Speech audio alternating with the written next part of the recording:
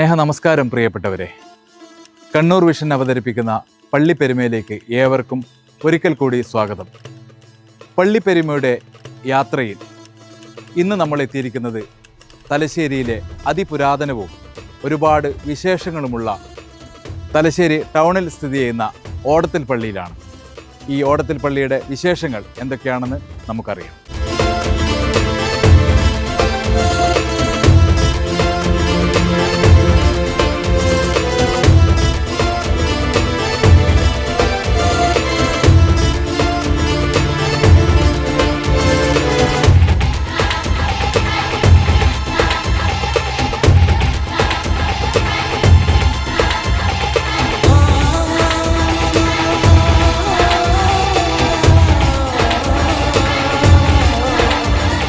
തലശ്ശേരി ടൗണിലാണ് ഈ പള്ളി സ്ഥിതി ചെയ്യുന്നത്.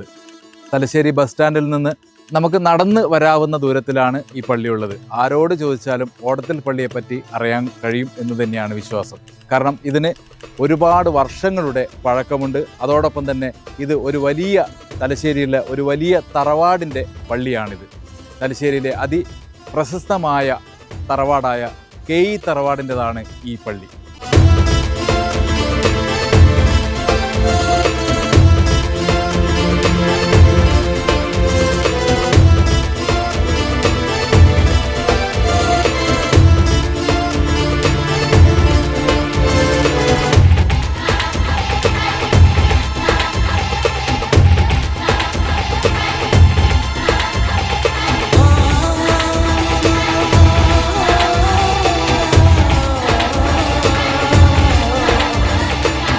ഈ പള്ളിയിലേക്ക് വരുന്ന വഴിയിൽ 2 ഭാഗങ്ങളിലാണ് ഖബറുകളുള്ളത്. ഈ ഖബറുകളുടെ കാര്യം എന്ന് വെച്ച് കഴിഞ്ഞാൽ ഇവിടെ മരണപ്പെടുന്ന ആൾക്കാർ, അതായത് ഈ KE തറവാടിൻ്റെ കുടുംബത്തിൽപ്പെട്ട ആൾക്കാർ മരണപ്പെട്ടാൽ അവരെ ഇവിടെയാണ് മറവ് ചെയ്യാറ്.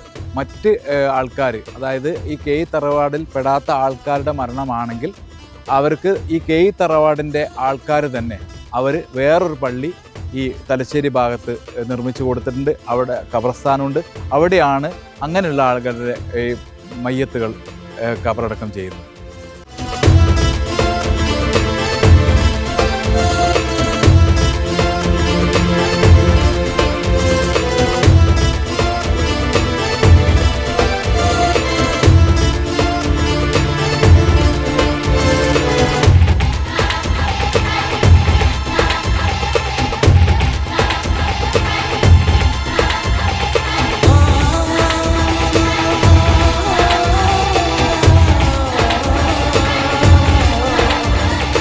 ഇവിടുത്തെ മറ്റൊരു പ്രത്യേകത എന്ന് വെച്ച് കഴിഞ്ഞാൽ നമുക്ക് കാണാൻ കഴിയും, ഇവിടെ മരങ്ങൾ, ഇഷ്ടം പോലെ മരങ്ങളുണ്ട്. ഇവിടെ എന്നും തണലാണ് ഈ ഖബറുകൾ സ്ഥിതി ചെയ്യുന്ന സ്ഥലങ്ങൾ മുഴുവനായിട്ടുള്ളത്. അതുപോലെ തന്നെ മൈലാഞ്ചി ചെടികളും നമുക്ക് കാണാൻ കഴിയും. മൈലാഞ്ചി ചെടികളും ഒരുപാട് വളർന്ന് വലിയ മൈലാഞ്ചി ചെടികളായിട്ട് തന്നെ ഇവിടെ നിലകൊള്ളുന്നുണ്ട്. അതും ഒരു വലിയ അനുഗ്രഹമാണ് ഈ ഖബറിൽ കിടക്കുന്ന ഇവിടെ അന്ത്യവിശ്രമം കൊള്ളുന്ന ആളുകൾക്ക് ഉള്ളത്.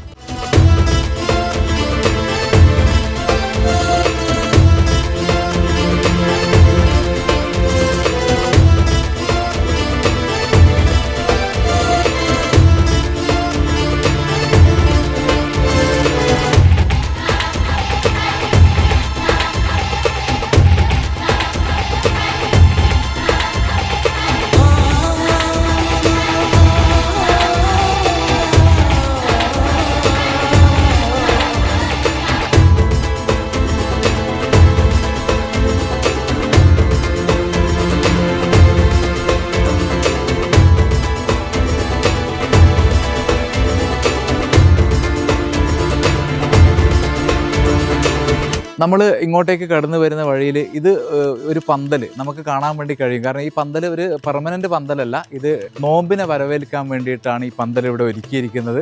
ഇവിടെ ഒരുപാട് ആൾക്കാർ നോമ്പ് തുറയായിട്ട് ബന്ധപ്പെട്ടിട്ട് ഇവിടെയാണ് നോമ്പ് തുറയുടെ വിഭവങ്ങളിൽ ഒരുക്കി ആൾക്കാർ ഇവിടെയാണ് നോമ്പ് തുറക്ക് വേണ്ടി ഇരിക്കുക.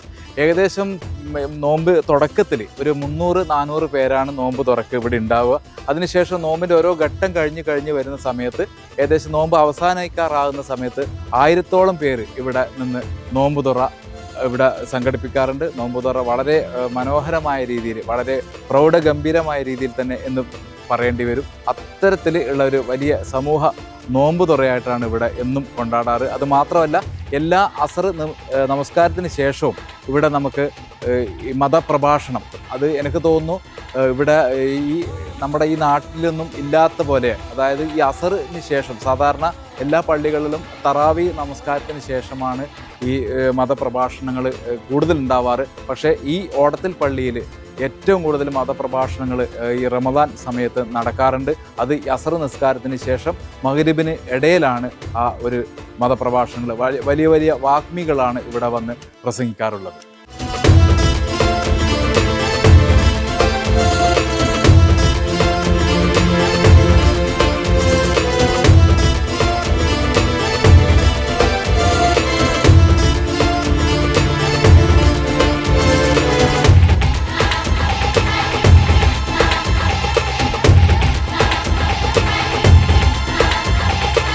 അതുപോലെ തന്നെ നമുക്ക് ഇവിടെ കാണാൻ വേണ്ടി കഴിയുന്ന ഒരു മനോഹരമായ കാഴ്ച എന്ന് പറയുന്നത് ഈ പള്ളിയുടെ ഘടന തന്നെയാണ്. നമുക്ക് കണ്ടാൽ അറിയാൻ പറ്റും, ഇതിൻ്റെ ഒരു ഘടന എന്ന് പറഞ്ഞാൽ ഇത് ഉണ്ടാക്കിയ ഒരു ശൈലി എന്ന് പറയുന്നത് ശരിക്കും ഇതൊരു അമ്പലത്തിൻ്റെ ഒരു സ്ട്രക്ചർ തന്നെയാണ് ഈ പള്ളിക്കുള്ളത്. കാരണം ഈ പള്ളിയിൽ ഇതിൻ്റെ തത്വശാസ്ത്ര പ്രകാരം ആ സമയത്താണ് ഇത് നിർമ്മിച്ചത്. അതുകൊണ്ട് തന്നെ ഇതിന് അത്തരത്തിലുള്ള ഒരു രൂപം തന്നെയാണ് ഈ പള്ളിക്ക് ഉള്ളതും. അതിൻ്റെ ഹൈറ്റും എല്ലാം നമ്മൾ കണ്ടു കഴിഞ്ഞാൽ നമുക്ക് മനസ്സിലാവുന്നതാണ്. സാധാരണ പള്ളിയിൽ ഉണ്ടാകുന്ന തരത്തിൽ വളരെ വ്യത്യസ്തമായ രീതിയിലാണ് ഈ പള്ളി ഇപ്പോഴും നിലകൊള്ളുന്നത്.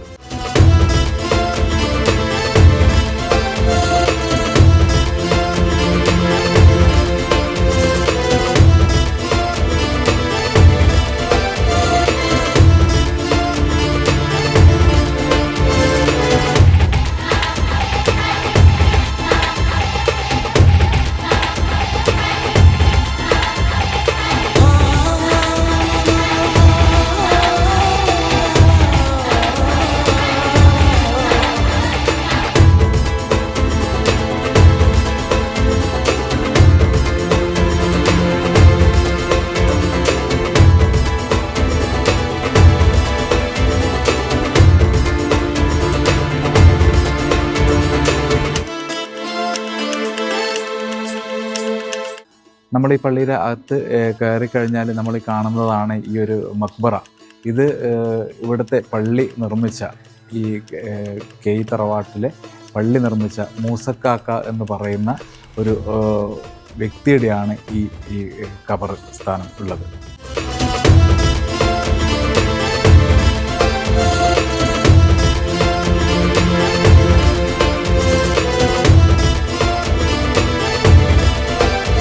അതുപോലെയുള്ള മറ്റൊരു പ്രത്യേകത എന്ന് പറയുന്നത് ഇവിടുത്തെ ഈ പള്ളിയുടെ മേൽക്കൂര മുഴുവൻ നിർമ്മിച്ചിരിക്കുന്നത് ശരിയായ മരം, അതായത് തേക്ക് മരം കൊണ്ടാണ് ഇവിടുത്തെ മുഴുവൻ നമ്മൾ കാണുന്ന എല്ലാ മേൽക്കൂരയും നിർമ്മിച്ചിരിക്കുന്നത്. അതുകൊണ്ട് തന്നെ അതിൻ്റെ പഴമ നിലനിർത്തിക്കൊണ്ട് തന്നെ ഇപ്പോഴും അത് നിലനിന്ന് പോകുന്നതും അതിൻ്റെ ഈട് നിൽക്കുന്നതും ആ ഒരു മരത്തിൻ്റെ ഗുണം കൊണ്ട് തന്നെയാണ്. അതിൻ്റെ ഒരു പ്രത്യേകത കൊണ്ട് തന്നെയാണ് ഇവിടെ തണുപ്പടക്കം അനുഭവപ്പെടുന്നത്.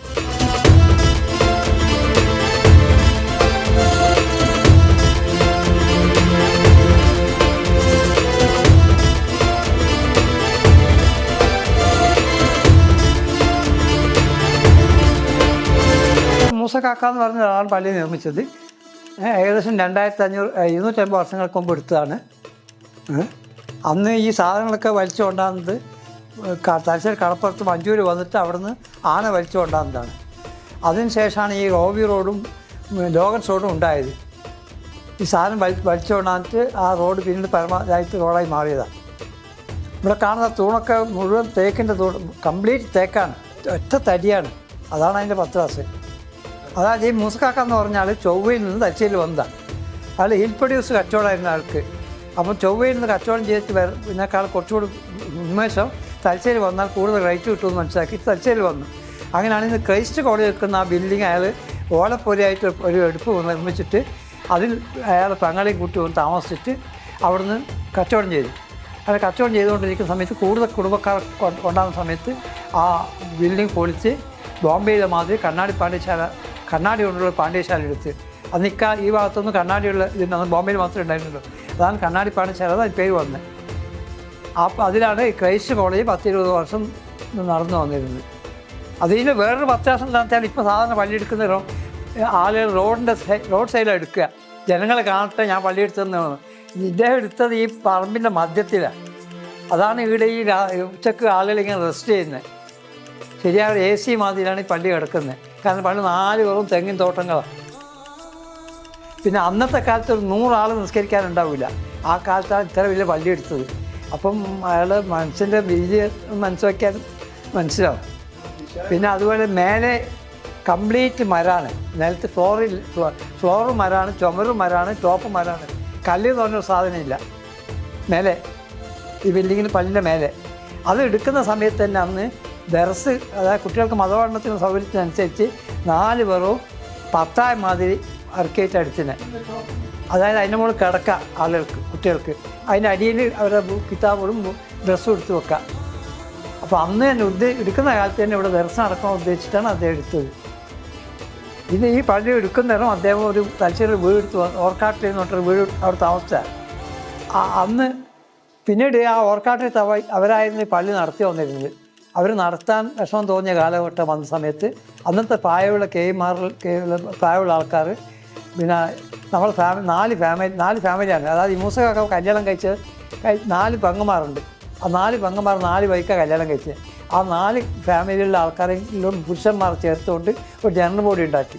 എന്നിട്ട് ആ ജനറൽ ബോഡിയിൽ നിന്നൊരു കമ്മിറ്റി ഉണ്ടാക്കിയിട്ട് ആ കമ്മിറ്റിയാണ് ഈ പള്ളി ഭരിച്ചുകൊണ്ടിരുന്നത്. അപ്പോൾ അന്നൊരു കണ്ടീഷൻ വെച്ച് ആ താവയ്യ, അതായത് മൂസക്കാക്ക് ആദ്യം പങ്കൾ താമസിച്ച ഓർക്കാട്ടിൽ താവയ്യ, ആ തവയിലുള്ള പ്രായപൂർത്തിയ ആൾ എപ്പോഴും ഈ കമ്മിറ്റി പ്രസിഡൻ്റ് ആവണം. കാരണം പള്ളി അവരുടെ അടുത്ത് ഏറ്റെടുക്കണമെന്നുള്ള കമ്മിറ്റി. ആ അത് ഇപ്പം അതുപോലെ തന്നെ. കാരണം ഈ പ്രസിഡന്റ് സാധാരണ രംഗത്തേടും കാണില്ല, ചിലപ്പോൾ സൂയിലാണ്ട് കിടക്കുന്നുണ്ടാവും. പക്ഷെ എന്ത് വന്നാലും പ്രായമുള്ള ആളെ പ്രസിഡന്റ് ആക്കണം. ഇപ്പോൾ അഡ്വക്കേറ്റ് CO ഉമർ വക്കീലാണ് പ്രസിഡന്റ്, അത് സൂയിലാണ്ട് കിടപ്പില്ല. പിന്നെ സെക്രട്ടറിമാർ മറ്റുള്ളവരൊക്കെ ജനറൽ ബോഡി തിരഞ്ഞെടുക്കലാണ്. ഈ 2 വർഷം കൂടുന്നതിലാണ് കമ്മിറ്റി. പരിപാലനം അതിന് കുറച്ച് ഭൂസ്വത്തുക്കൾ അന്നേ കൊടുത്തിട്ടുണ്ട്. പിന്നെ അതിനുശേഷം നമ്മൾ കൈമാറും ഓരോരുത്തരും ഓരോ സ്വത്തുക്കൾ, ഓരോ ബിൽഡിങ് ഒക്കുപ ചെയ്ത് അതിൽ നിന്നിട്ട് വരുമാനം കൊണ്ടാണ് പള്ളി ആയിക്കൊണ്ടിരുന്നത്. അത്യാവശ്യം എക്സസ് വേണ്ടുന്ന സമയത്ത് നമ്മൾ മെമ്പർമാരുടെ പൈസ എടുക്കും. ഒരു 10 പൈസ പോലും അറ്റ്ലീസ്റ്റ് വെള്ളിയാഴ്ച പൈസ പോലും എടുക്കാനില്ല. ആ നോമ്പ് തുറ എന്താണെന്ന് പറഞ്ഞാൽ അത് ദേശക്കാർ ആവശ്യപ്പെട്ടതുകൊണ്ട് ഞങ്ങൾ അവർക്ക് സൗകര്യം കൊടുത്തതാണ്. ഇത് നേരത്തെ ദേശക്കാർ കച്ചവടക്കാർ വന്ന് ചോദിച്ചാണ് നമ്മളോട് ഈ ഭാഗത്ത് നമ്മൾ ഭക്ഷണം കൊടുത്തോട്ടെ, നോമ്പ് തുറ നടത്തിക്കോട്ടെ എന്ന് ചോദിച്ചിട്ട് നമ്മൾ പന്തലൊക്കെ നമ്മൾ കെട്ടിയതാണ്. അവർക്ക് ആ ഒരു സൗകര്യം ചെയ്തു നടക്കാൻ വേണ്ടിയിട്ട്. ഇപ്പോൾ അതിന് ശേഷം കുറേ കാലങ്ങൾ കഴിഞ്ഞതിന് ശേഷം അതിന് നമ്മൾ പാർട്ട്നേഴ്സ് ആകുന്നുണ്ട്. ചില ദിവസങ്ങളൊക്കെ നമ്മൾ കൈമാർ മെമ്പർമാർ അന്നത്തെ ചിലവ് നമ്മൾ മീറ്റ് ചെയ്യും. മതപ്രവാസം പള്ളി കമ്മിറ്റി നേരിട്ട് നടത്തുകയാണ്. മതപ്രവാസം 10-50 വർഷമായി തുടർന്ന് നടക്കുന്നതാണ്. 30 ദിവസം പ്രസംഗിക്കും. കേരളത്തിൽ അറിയപ്പെടുന്ന എല്ലാ നേതാക്കന്മാരും, എല്ലാ സുന്നികൾ മാത്രം 2 ഗ്രൂപ്പ് സുന്നികളിലും അറിയപ്പെടുന്ന നേതാക്കളൊക്കെ ഈ പള്ളി പ്രസംഗിച്ച ആൾക്കാരാണ്. പള്ളിൻ്റെ കീഴിൽ വേറെ 3 പള്ളിയും കൂടിയുണ്ട്. ആ പള്ളിൻ്റെ ഭരണം കൂടി ഈ കമ്മിറ്റിയാണ് നടത്തി വരുന്നത്. നമുക്ക് ഏകദേശം 2 ലക്ഷം രൂപയോളം വെറും മന്ത്ലി എക്സ്പെൻസ് വരും. ഇവരുടെ ശമ്പളവും സ്റ്റാഫിൻ്റെ ശമ്പളവും മറ്റ് അഡീഷണൽ ഇലക്ട്രിസിറ്റി, വാട്ടർ സപ്ലൈ, അതിനൊക്കെ ബില്ലും കൂടി. അത് പല സമയത്തും കമ്മിറ്റിയിൽ പല അഭിപ്രായങ്ങളും വന്നിരുന്നു. ഈ ചെമ്പ് വിറ്റ് പൈസയാക്കിയിട്ട് കോൺക്രീറ്റ് ആക്കാമെന്ന്. പക്ഷേ അതൊക്കെ കമ്മിറ്റി ഈ പൈതൃകം സൂക്ഷിക്കണമെന്നവർക്ക് അതിനൊന്നും നമ്മൾ ഇടപെട്ടിട്ടില്ല. അന്ന് മൂസക്കാക്ക എങ്ങനെയാണ് പള്ളി എടുത്തത് ആ പള്ളി പോലെ തന്നെ നിലനിർത്തണം. അതാണ് ഈ പള്ളിക്കുള്ള പത്രാസും. ഇപ്പം മാസത്തിൽ 2-3 പാർട്ടികൾ ഇവിടെ വന്നിട്ട് സന്ദർശിക്കുന്നുണ്ട്. വിസിറ്റേഴ്സ് ഇഷ്ടംപോലെ വരുന്നുണ്ട്. അതൊക്കെ വരുന്ന കാരണം എന്താണെന്ന് വെച്ചാൽ നമ്മൾ ഈ പള്ളിൻ്റെ ഈ പൈതൃകത്തിൻ്റെ പത്രാസാണ്. അന്നേരം ആശാരിമാർ അവരെ ആശയത്തിനനുസരിച്ച് എടുത്താൽ അത് അമ്പലവും പള്ളിയിൽ എടുക്കുന്ന ഒരു തട്ടമായിരിക്കും ഒരു ആശാരി. തിരുവാങ്കൂറാർ എന്ന് വന്നിട്ട് അവരെടുത്താണ് പള്ളി. അപ്പോൾ അവരുടെ ഐഡിയ അങ്ങനെയാണല്ലോ പള്ളിയും അമ്പലവും.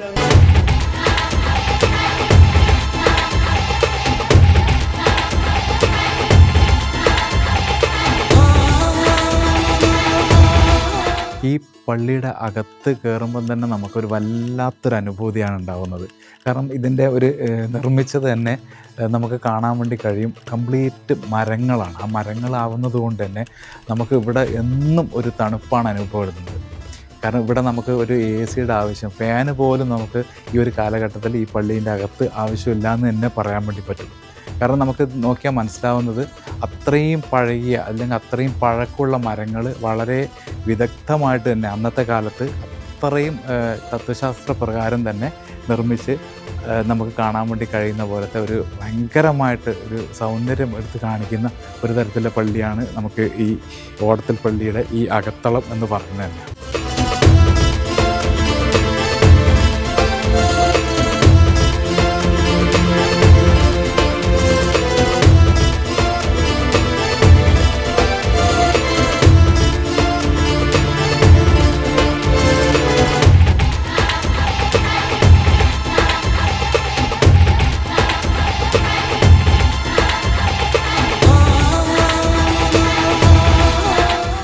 നമുക്ക് ഈ പള്ളിയുടെ ഈ അകത്ത്, അതായത് ഈ മിമ്പറുള്ള ഭാഗത്ത് നമ്മൾ എത്തുമ്പോൾ ഉണ്ടാകുന്ന ഒരു മനോഹരമായ കാഴ്ച എന്ന് പറയുന്നത്, നമുക്കറിയാം, നമുക്ക് കണ്ടാൽ മനസ്സിലാവും, ഇതിൻ്റെ രണ്ട് സൈഡും ഇഷ്ടം പോലെ വാതിൽ, അതായത് വലിയ വാതിലുകൾ തന്നെയാണുള്ളത്.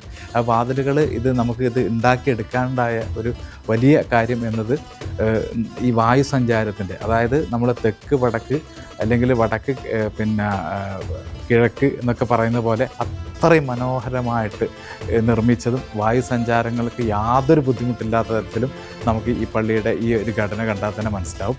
അത് മാത്രമല്ല, നമുക്ക് കാണാൻ വേണ്ടി കഴിയുക, ഇതിൻ്റെ നമ്മുടെ ശാസ്ത്രപരമായിട്ട് പറയുകയാണെങ്കിൽ കൂടി വായു സഞ്ചാരം ഏറ്റവും കൂടുതൽ എങ്ങനെ വന്നാലും ഇവിടെ ഉണ്ടാകുന്നതുകൊണ്ട് തന്നെ ഇവിടെ തണുപ്പ് എന്നും നമുക്ക് തണുപ്പാണ് അനുഭവപ്പെടുക. അതാണ് നമ്മൾ നേരത്തെ പറഞ്ഞത്, ഇവിടെ AC ആവശ്യമില്ല, ഫാന് പോലും നമുക്കിവിടെ വേണ്ട എന്ന് പറയാൻ തന്നെയുള്ളൊരു കാരണം അത് തന്നെയാണ്.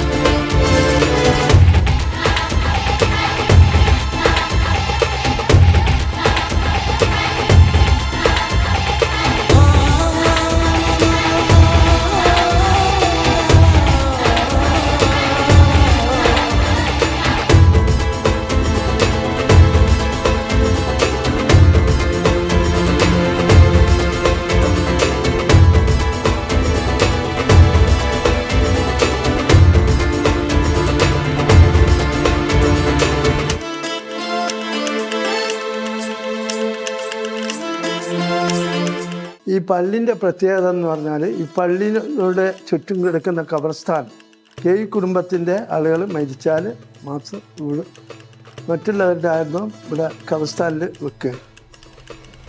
പിന്നുള്ള നോമ്പ് തുറ എന്ന് പറയുന്നത് കേമാർ തന്നെയാണ് മിക്കവാറും.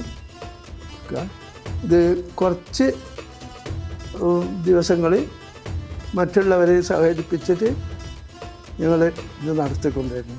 പിന്നെ ഇവിടെ ഇതിൻ്റെ മെയിൻ്റനൻസും എല്ലാ ചിലവുകളും നടത്തുന്ന ഇതിൻ്റെ വരുമാനം കൊണ്ട്, ഈ പള്ളിക്ക് മൂസക്കാക്ക ഉണ്ടാക്കിയ വരുമാനം കൊണ്ട്.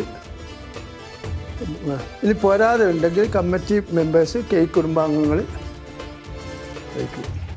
ഈ പോരാതെ എന്തെങ്കിലും മെയിൻ്റനൻസ് വരും. ഒരു മാസത്തിന് 2 ലക്ഷം റുപ്യോളം ചിലവ് വരുന്നുണ്ട് ഇവിടെ. ഒരു പൈസയും സാധാരണക്കാരോട് വാങ്ങില്ല. അവർ സാധാരണക്കാർ നിസ്കരിക്കുക, പ്രാർത്ഥിക്കുക, അവരെ എല്ലാ കാര്യങ്ങളും പള്ളിയുടെ ആരാധനയ്ക്ക് വരിക. ഈ പള്ളിക്ക് പ്രത്യേകത എന്താണെന്ന് പറഞ്ഞാൽ 3 ഭാഗത്തും വഴിയുണ്ട്. ഒരു ഭാഗത്ത് ലോറൻസ് റോഡിലേക്കും, ഒരു ഭാഗത്ത് പഴയ സ്റ്റാൻഡിലേക്കും, NCC റോഡിലേക്കും, അങ്ങനെ 3 ഭാഗത്തും വഴിയുണ്ട് പള്ളി. ഈ പള്ളി ഈ പറമ്പിൻ്റെ 5 ഏക്കറോളം, 5 ഏക്കറിലധികം വരുന്ന പറമ്പാണ് പള്ളിയുടെ. ഈ പറമ്പിൻ്റെ മധ്യത്തിലാണ് പള്ളി നിലകൊള്ളുന്നത്. അതുകൊണ്ടാണ് ഇഷ്ടംപോലെ കാറ്റും വെളിച്ചവും കിട്ടുന്നത്. ആ പള്ളിയുടെ കൺസ്ട്രക്ഷന് അങ്ങനെ തന്നെയാണ്. പിന്നെ നമ്മൾ പൗരാണികവും പാരമ്പര്യവും നിലനിർത്തിക്കൊണ്ട് തന്നെയാണ് പള്ളി നടത്തിക്കൊണ്ടു പോകുന്നത്.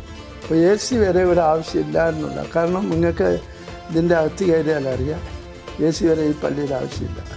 ഇത്തരം കൺസ്ട്രക്ഷൻ അതുപോലെ പണ്ടുള്ള ആൾ വളരെ ദീർഘവീക്ഷണത്തോടു കൂടിയാണ് ഈ പള്ളി നിർമ്മിച്ചിട്ടുള്ളത്. ഈ പള്ളി ഭരിക്കുന്നത് കുടുംബത്തിൻ്റെ 4 താവഴിയിലുള്ള ആളുകളാണ്. ധാരാളം ആൾക്കാർ ഇവിടെ സന്ദർശിക്കാറുണ്ട്. പിന്നെ ആർക്കിടെക്റ്റ്, സ്റ്റുഡൻസ്, വിവിധ കോളേജുകളിലെ സ്റ്റുഡൻസും ഒരു സ്റ്റാഫും വരുന്നുണ്ട്. പിന്നെ ഫോറിനേഴ്സ് വരുന്നുണ്ട് പള്ളി കാണാൻ. അങ്ങനെ എല്ലാവർക്കും ഞങ്ങളെ അനുവദിച്ച് കൊടുക്കാറുണ്ട്. പഠിക്കുന്ന കുട്ടികൾക്ക് പഠന കാര്യങ്ങൾക്ക് ആവശ്യമായിട്ട് പള്ളി കാണണം എന്ന് പറഞ്ഞാൽ ഞങ്ങൾ അനുവദിച്ച് കൊടുക്കാറുണ്ട്. പക്ഷേ പല നിബന്ധനകളും പുറത്ത് നോട്ടീസ് ബോർഡിലുണ്ട്. ആ നിബന്ധനകൾ പാലിച്ചുകൊണ്ടാണ് സന്ദർശകരെ അനുവദിക്കുന്നത്. കുളം പള്ളി നിർമ്മിച്ചപ്പോഴുള്ള തന്നെ ആ സമയത്തുള്ള തന്നെയാണ് കുളം. കുളത്തിൻ്റെ കെട്ട് പഴയ രീതിയിലുള്ള കെട്ട് തന്നെയാണ്. 4 ഭാഗത്തും വിശാലമായ.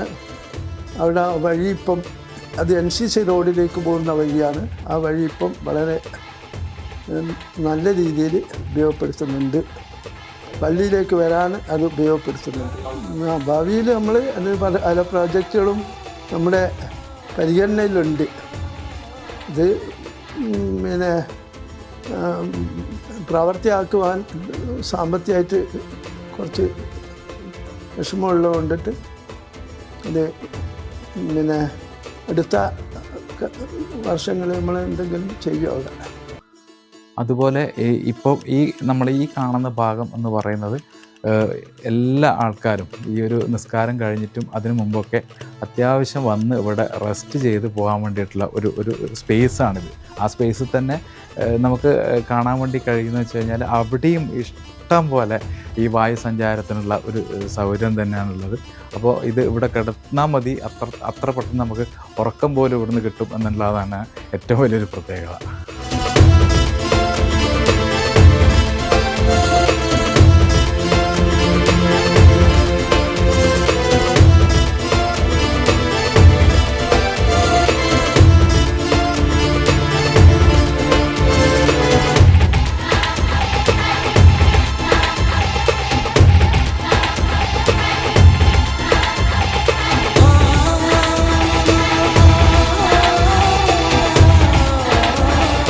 ഇപ്പം ഈ ഇരുന്ന ഭാഗം എന്ന് പറയുന്നത് ഇതുപോലെ ഒരുപാട് പടികളുണ്ട്, വലിയ പടികളുണ്ട്. ഇവിടുന്ന് അങ്ങോട്ടേക്ക് ഇഷ്ടം പോലെയായിട്ട് ആൾക്കാർക്ക് ഇങ്ങനെ ഇരിക്കുക. ഇപ്പം ഞാൻ പോലും ഇവിടെ ഇരുന്നിട്ട് ഇങ്ങനെ ഇവിടെ ഇരിക്കുമ്പം തന്നെ ഈ മനോഹരമായ പ്രകൃതിയുടെ കാഴ്ചകൾ ഒരു ഭാഗത്ത് നമുക്ക് കാണാൻ വേണ്ടി കഴിയുന്നുണ്ട്.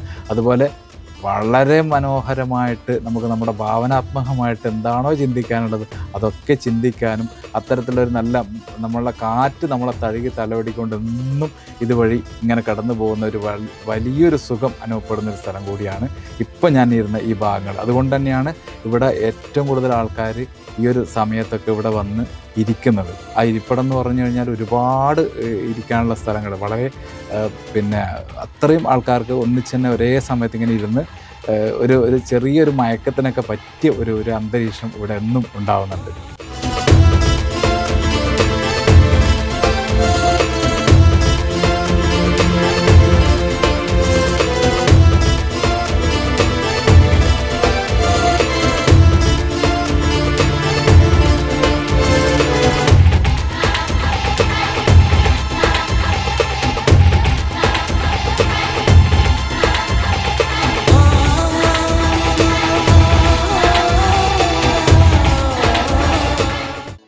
ഈ ഒരു സംഗതി എന്ന് പറയുന്നത് നമ്മുടെ ഈ വാതിൽ അടച്ചു കഴിഞ്ഞാൽ ആ വാതിൽ ലോക്ക് ചെയ്യാൻ വേണ്ടി പറ്റുന്ന, അതായത് ലോക്ക് ചെയ്യുന്നൊരു സംഭവമാണിത്.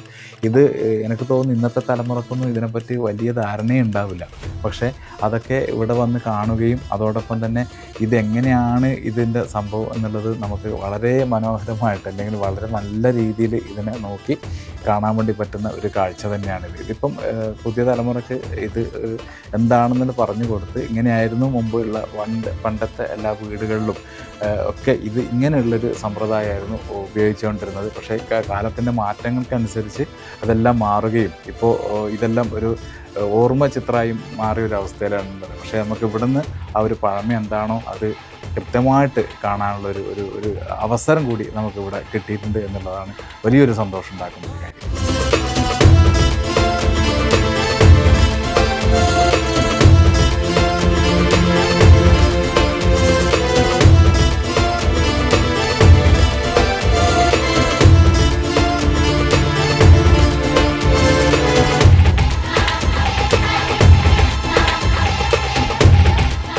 ഈ കാലങ്ങൾക്ക് ഒരുപാട് മാറ്റങ്ങൾ വന്നു, പുതിയതായിട്ടുള്ള ഒരുപാട് ഡിസൈനുകൾ വന്നു, ഒരുപാട് സാങ്കേതിക വിദ്യകൾ ഒക്കെ നമ്മളെ ഇവിടെ വന്നെങ്കിലും ഈ പള്ളിയുടെ ഒരു വലിയൊരു പ്രത്യേകത എന്ന് പറയുന്നത് എങ്ങനെയാണോ ഈ പള്ളി അന്ന് നിർമ്മിച്ചത് അതുപോലെ അത് നിലനിർത്തിക്കൊണ്ട് ആ ഒരു പഴമ ഒട്ടും നഷ്ടപ്പെടാതെ തന്നെ അതിനെ കാത്തു സൂക്ഷിച്ച് പരിപാലിച്ചു പോകുന്ന ഒരു വലിയൊരു സന്തോഷം കാണുന്ന ഒരു സംഭവം തന്നെയാണ് ഈ പള്ളി മുഴുവനായിട്ടുള്ളത്. നമ്മളിതിന് തുടക്കത്തിൽ എങ്ങനെയാണ് ഇത് പള്ളി എടുത്തത് അതുപോലെ നിലനിർത്തി എന്നുള്ളതാണ് ഇതിൻ്റെ ഏറ്റവും വലിയൊരു പ്രത്യേകത.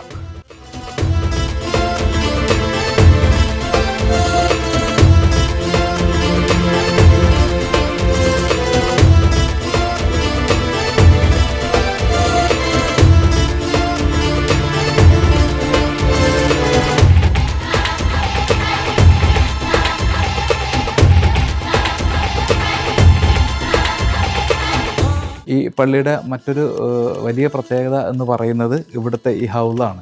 ഈ ഹൗദ് എന്ന് പറയുന്നത് നമസ്കരിക്കാൻ വരുന്ന ആൾക്കാർ അംഗശുദ്ധി വരുത്തിയിട്ട് അകത്തേക്ക് കയറുന്ന വെള്ളം സൂക്ഷിക്കുന്ന ഒരു സ്ഥലം കൂടിയാണ് ഈ ഹൗദ് എന്ന് പറയുന്നത്. ഈ ഹൗദിൻ്റെ ഒരു പ്രത്യേകത എന്ന് വെച്ച് കഴിഞ്ഞാൽ ഇവിടെ എന്നും നല്ല തണുപ്പാണ് ഈ വെള്ളത്തിനുള്ളത്.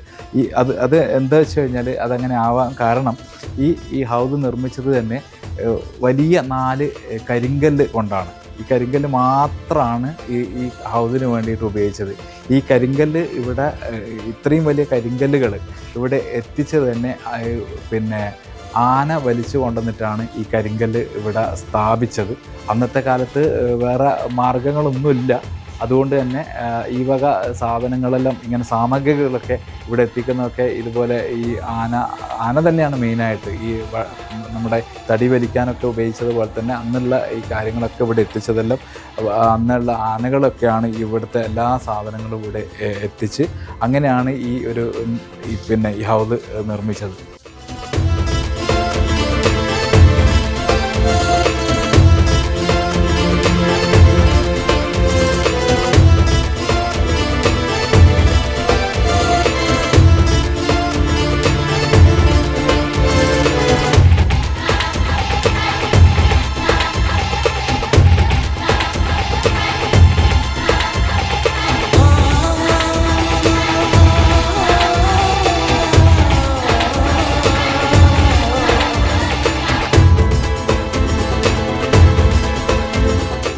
നമ്മൾ പള്ളിയിൽ നിന്ന് പുറത്തേക്ക് ഇറങ്ങുന്ന മറ്റൊരു വഴിയിലാണ് ഈ മനോഹരമായ കുളമുള്ളത്. ഈ കുളം ഏകദേശം 600 വർഷങ്ങൾക്ക് മുന്നേ ഉള്ളത് എന്നാണ് പറയപ്പെടുന്നത്. ഇവിടെ ഇപ്പോൾ ആൾക്കാർ അധികം ഉപയോഗിക്കുന്നില്ല. പക്ഷേ മഴക്കാലം ആയിക്കഴിഞ്ഞ് ഇതിൽ മുഴുവനായിട്ട് വെള്ളം നിറയുന്ന ഒരു സമയത്ത് ഇവിടെയുള്ള ആൾക്കാരൊക്കെ ഈ കുളം ഉപയോഗിച്ച് നീന്തലൊക്കെ പരിശീലിക്കുന്ന ഒരു കുളം കൂടിയാണ് ഇത്.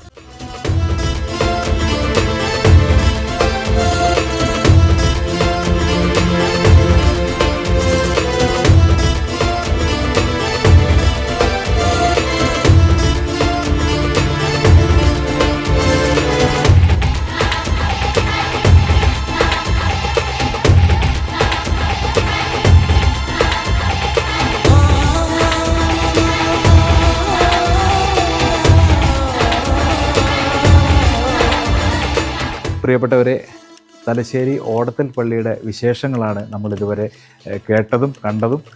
പള്ളിപ്പെരുമ ഇവിടെ അവസാനിക്കുന്നില്ല. മറ്റൊരു പള്ളിയുടെ വിശേഷങ്ങളുമായി അടുത്ത അധ്യായത്തിൽ നമുക്ക് കണ്ടുമുട്ടാം. അതുവരെ മസ്സലാമ.